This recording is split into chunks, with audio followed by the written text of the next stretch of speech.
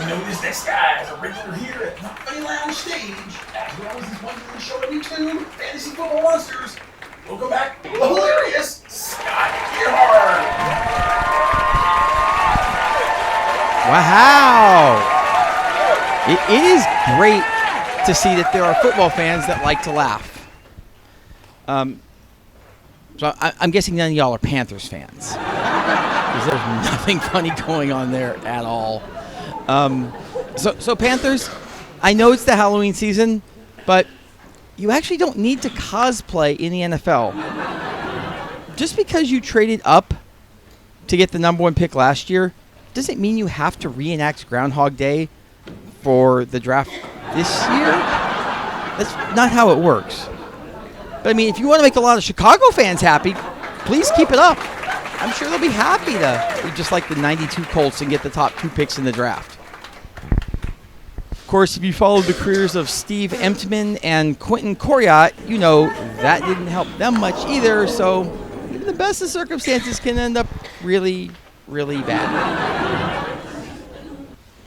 But Panthers fans do rejoice. I predict that you will not have to suffer yet another defeat this weekend. As a matter of fact, I would say that I'm not really going to bet against you guys as well as the Bengals, Cowboys, Texans, Jets, or Titans this weekend. I feel like those teams are, mostly safe. Mostly.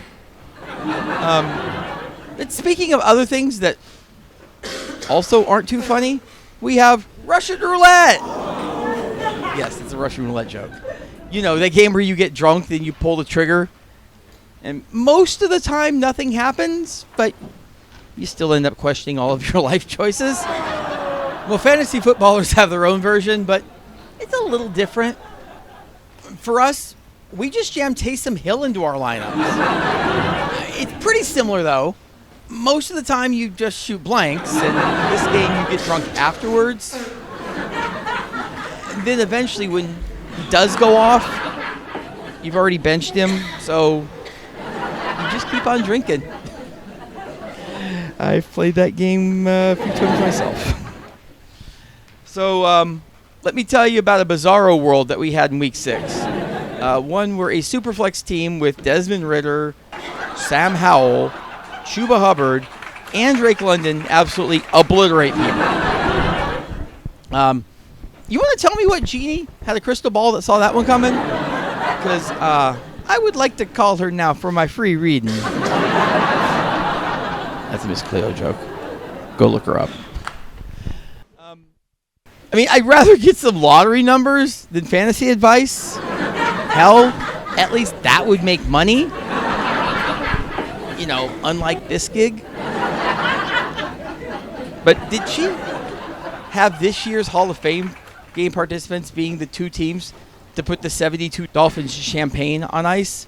Because that was not on my bingo card. I mean, do you know who the quarterback was for the Browns? No, seriously. Do you know? Because I was not going to look it up for this joke. I mean, I assure you, if you're on the defensive side of the ball in San Francisco, you know exactly who it was because that guy just made you run laps for half of practice. Okay, fine, I looked it up. It was P.J. Walker. And don't forget that in 2020, P.J. Walker led the league in passing yards and touchdowns. Oh, no, not the NFL, the XFL. And they only played 5 games because of COVID. So, congratulations, San Francisco. That's who you lost to. So, you may remember a couple weeks back, I talked about my mom who went bonkers with DJ Moore, and I was happy that she wasn't playing me. Well, she played me this last week. In a related story, I am no longer undefeated in that league. And I am also the shame of the family now, so, that's fun.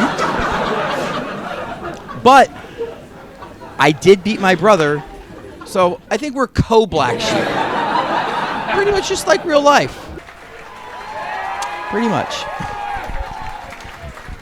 So the Sunday night game was good, right? Why? The spread on the game was -15 for the Bills. The Bills only managed 14 points the whole game. The sad thing is they still won.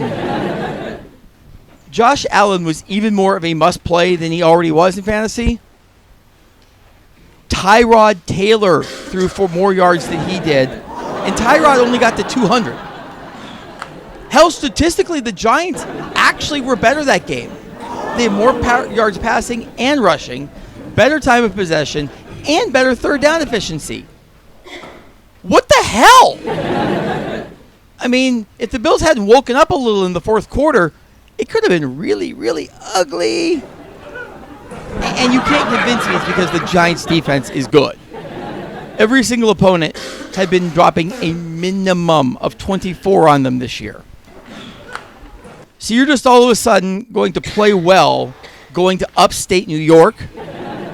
Was there something inspiring there? Who the hell is inspired by anything in upstate New York? Why do you think Buffalo has such loyal fans? They have nothing else that inspires them. Because they know that no matter how well the Bills do, they still have to wake up the next morning living in Buffalo. That's enough to depress anyone. But I am looking forward to this week. It's the now or never game for Jahmyr Gibbs owners. Hey! Montgomery's out and Craig Reynolds is hurt. This should finally be the Gibbs show, right? I mean, I do still have to remember that this is the Detroit Lions. And since 1992, the Detroit Lions have been contractually obligated to disappoint fans. And man, they have completely lived up to their end of the bargain on that one. Usually it's just because they lost like a whole bunch. But the times, they are a-changing. So many fans have moved on to teams that, you know, didn't deserve to be relegated to the aforementioned XFL. But fantasy football is at an all-time high in popularity. So instead of disappointing you on a team basis, they've pretty much moved on to disappointing you on a player-by-player basis now.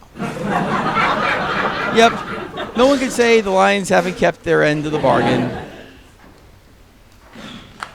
Maybe they can forget about that for a week, though, because the way I talked way too much smack about having Jahmyr be better than Bijan at the beginning of the season, and now both of them just look pathetic compared to a guy who's really only played about 3 games in earnest and is giving everyone until week 11 to play catch-up. Where is that crystal ball again?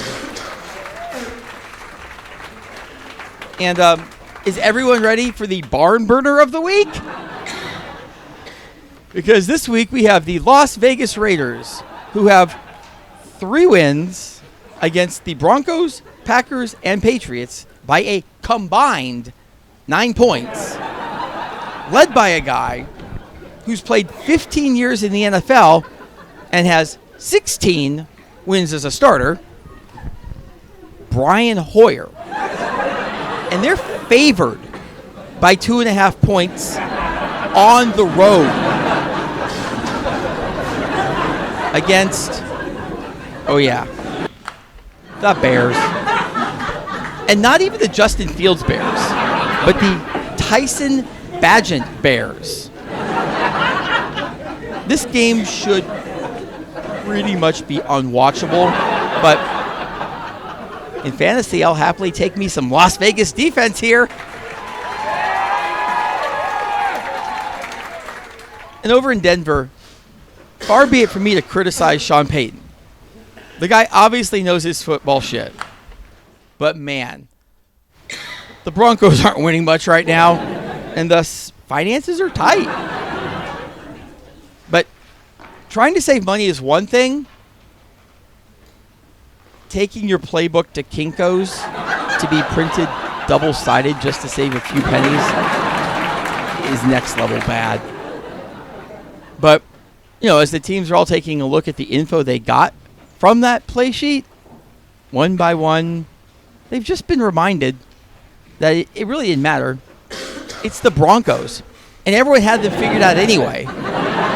You know, everyone except the Bears. That's all I've got. Thank you, everyone. Have a good night.